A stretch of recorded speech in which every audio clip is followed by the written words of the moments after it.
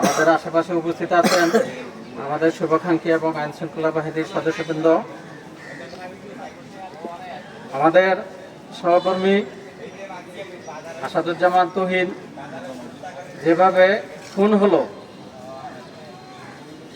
গাজীপুরের চান্দনায়, সেই খুনের প্রতিবাদ জানাতে, বিচার দাবিতে আমরা এখানে একীভূত হয়েছি।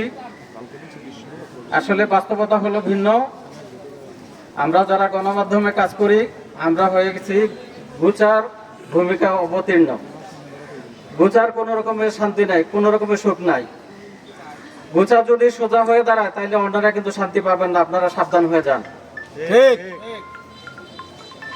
আসাদুজ্জামান তুহিন খুন হয়েছে সন্ত্রাসীদের হাতে, পুলিশের গুলিতে খুন হয়েছিল আমাদের নয়াদিগন্তের সিলেট প্রতিনিধি।